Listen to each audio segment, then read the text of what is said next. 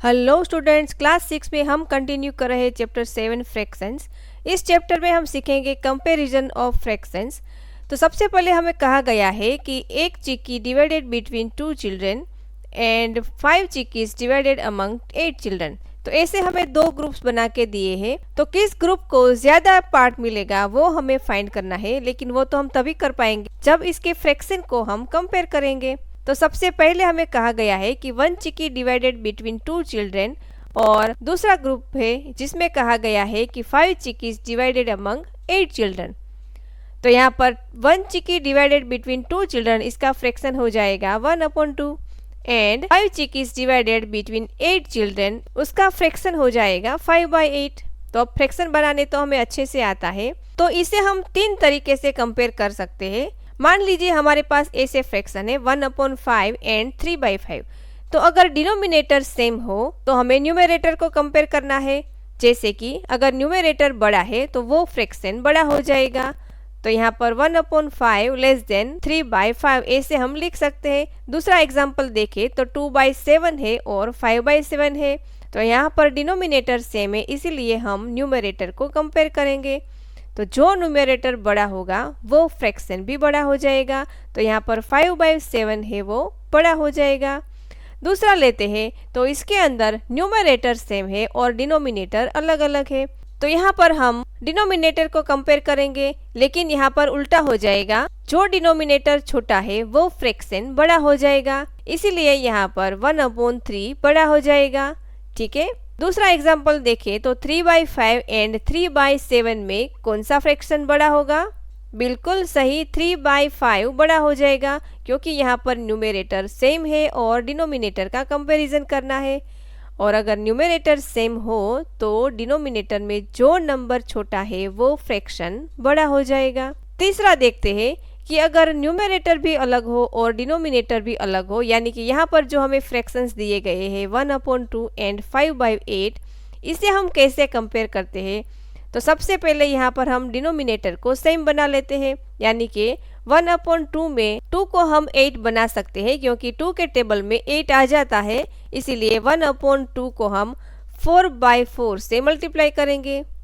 ठीक है बच्चों, अगर डिनोमिनेटर को हमें 4 से मल्टीप्लाई करना है तो न्यूमरेटर को भी 4 से ही मल्टीप्लाई करना होगा। तो यहाँ पर हमें आंसर मिलेगा 4/8। तो यहाँ पर 1/2 एंड 4/8 दोनों ही इक्विवेलेंट फ्रैक्शन है।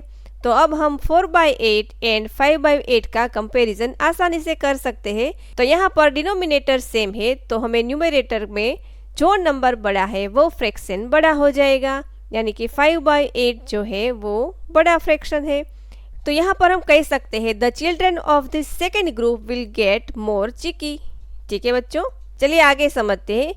What about the following groups? यहाँ पर हमें फिर से दो ग्रुप बना के दिए हैं और हमें कहना है कि किस ग्रुप के बच्चों को ज्यादा चिकी मिलेगी। तो पहला है 1 चिकी डिवाइडेड बिटवीन 2 चिल्ड्रन, उसका फ्रैक्शन हो जाएगा 1/2। एंड दूसरा है कि 4 चिकीज डिवाइडेड अमंग 7 चिल्ड्रन। तो यहाँ पर हमें 1/2 एंड 4/7 का कंपैरिजन करना है।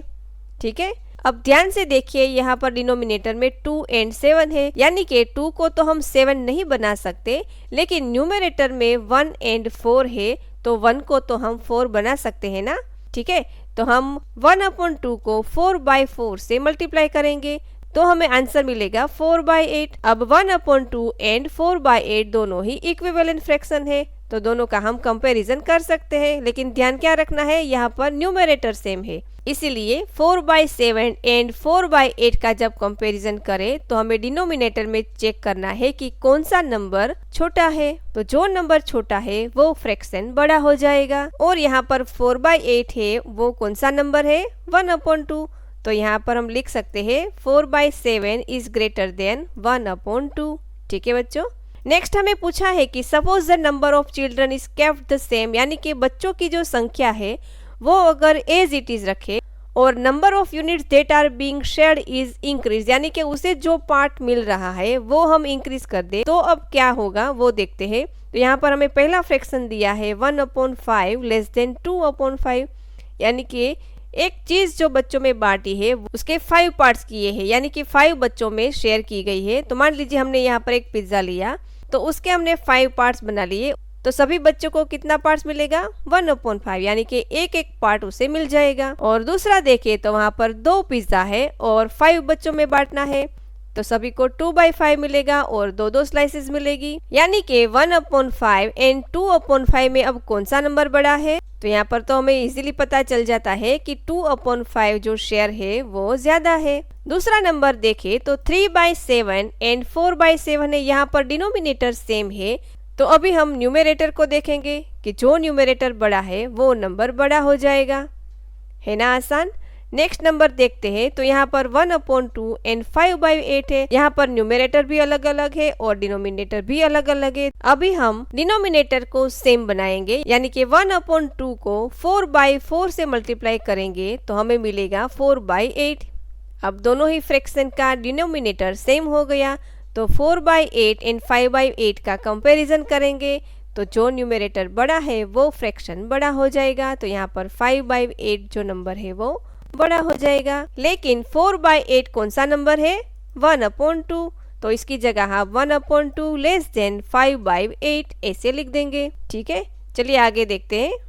Now decide in which of 2 groups will each child get a larger share. तो यहाँ पर हमें 2 ग्रुप्स बना के दिए हैं। सबसे पहले हम सबका फ्रैक्शन लिख देंगे।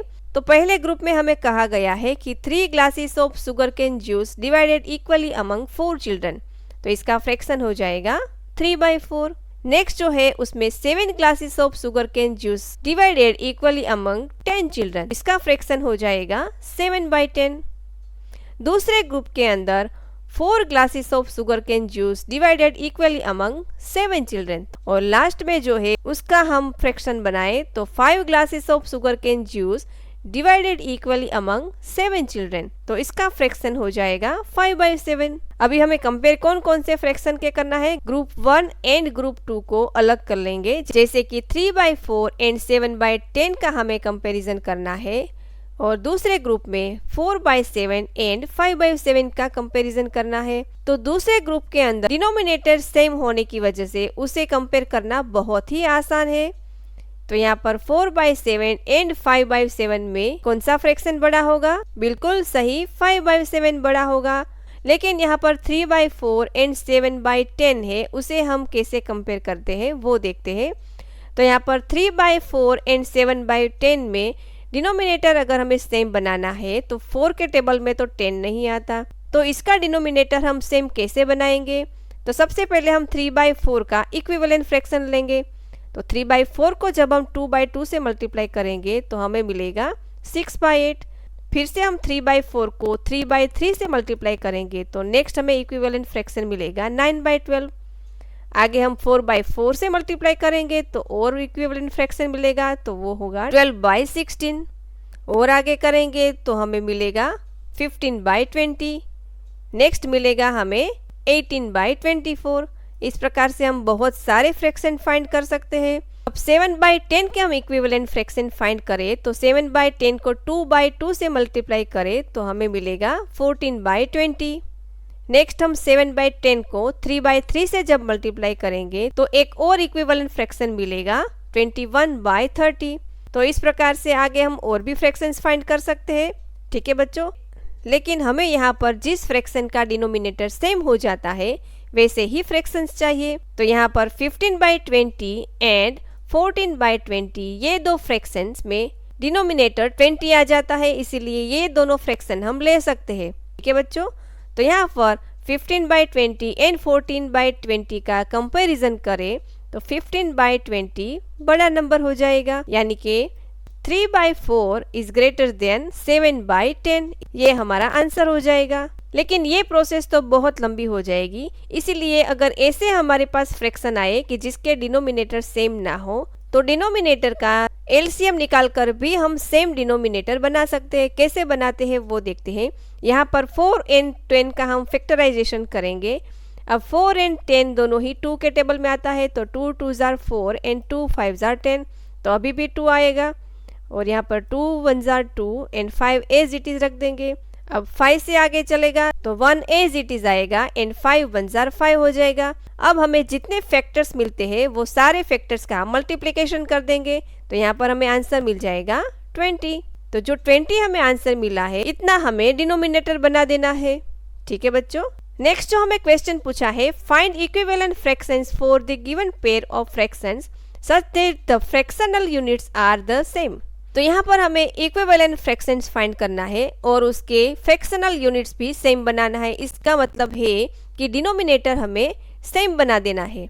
तो सबसे पहले हम फाइंड करते हैं 7/2 एंड 3/5 में। तो दोनों में ही डिनोमिनेटर अलग अलग है। तो यहाँ पर क्या करना है, बहुत ही एक आसान तरीका है कि 7/2 को हम 5/5 से मल्टीप्लाई करेंगे एंड 3/5 को हम 2/2 से मल्टीप्लाई करेंगे और आप एलसीएम से भी इसे निकाल सकते हैं। तो सबसे पहले हम 7/2 को 5/5 से मल्टीप्लाई करेंगे तो यहाँ पर हमें आंसर मिलेगा 35/10 एंड 3/5 को हम 2/2 से मल्टीप्लाई करेंगे तो हमें आंसर मिल जाएगा 6/10। तो दोनों में ही अब डिनोमिनेटर यानी कि उसका फ्रैक्शनल यूनिट भी सेम हो गया है ना, आसान। नेक्स्ट नंबर देखते हैं 8/3 एंड 5/6 है। तो 8/3 को जब हम 2/2 से मल्टीप्लाई करेंगे तो हमें मिलेगा 16/6 और दूसरा नंबर तो 5/6 है, उसका डिनोमिनेटर तो 6 ही है, इसीलिए वो एज इट इज रख देंगे। नेक्स्ट नंबर देखते हैं कि 3/4 है एंड 3/5 है। तो 3/4 को हम 5/5 से एंड 3/5 को हम 4/4 से मल्टीप्लाई करेंगे। चलिए करते हैं। तो 3/4 को हम सबसे पहले 5/5 से मल्टीप्लाई करेंगे तो यहाँ पर मिल जाएगा 15/20 एंड 3/5 को मल्टीप्लाई करेंगे 4/4 से तो यहाँ पर भी आंसर आएगा 12/20। इस प्रकार से भी कर सकते हैं और 4 एंड 5 का एलसीएम निकाल कर भी कर सकते हैं। नेक्स्ट देखते हैं 6/7 एंड 8/5। तो यहाँ पर 6/7 को हम 5/5 से मल्टीप्लाई करेंगे तो इसका आंसर आ जाएगा 30/35 एंड 8/5 को मल्टीप्लाई करेंगे 7/7 से तो यहाँ पर आंसर आ जाएगा 56/35 है ना, आसान। नेक्स्ट नंबर देखते हैं 9/4 एंड 5/2। तो यहाँ पर 5/2 है उसे हम 4 बना सकते हैं, इसीलिए 9/4 को हम एज इट इज रख देंगे एंड 5/2 को हम 2/2 से मल्टीप्लाई करेंगे जिससे हमारा डिनोमिनेटर यानी कि फ्रैक्शनल यूनिट भी सेम हो जाए। ठीक है बच्चों। तो यहाँ पर हमें आंसर मिलेगा 10/4। नेक्स्ट नंबर देखते हैं तो 1/10 एंड 2/9 है। तो सबसे पहले हम 1/10 को 9/9 से मल्टीप्लाई कर देंगे तो हमें आंसर मिल जाएगा 9/90 एंड 2/9 को हम 10/10 से मल्टीप्लाई कर देंगे तो आंसर मिल जाएगा 20/90। नेक्स्ट नंबर देखते हैं 8/3 एंड 11/4। अब आप भी मेरे साथ करते जाइए। 8/3 को हम कौन से नंबर से मल्टीप्लाई करेंगे, बिल्कुल सही 4/4 से मल्टीप्लाई करेंगे तो हमें आंसर मिल जाएगा 32/12 एंड 11/4 को हम मल्टीप्लाई करेंगे 3/3 से तो हमें आंसर मिल जाएगा 33/12। नेक्स्ट नंबर देखते हैं जिसमें है 13/6 एंड 1/9। अब दोनों ही 3 के टेबल में आता है तो यहाँ पर हम एलसीएम निकाल कर देखते हैं।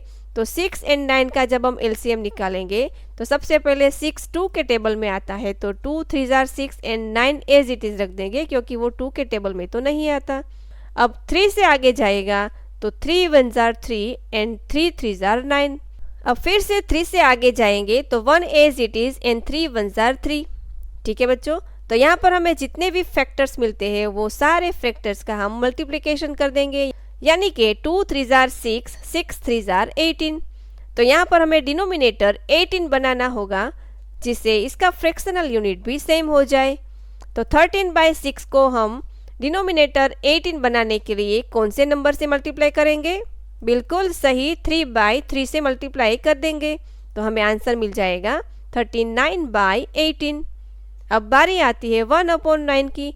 तो 1/9 में डिनोमिनेटर 18 बनाना हो तो हमें कौन से नंबर से मल्टीप्लाई करना होगा, बिल्कुल सही 2/2 से मल्टीप्लाई करना होगा तो हमें आंसर मिल जाएगा 2/18। ठीक है बच्चों।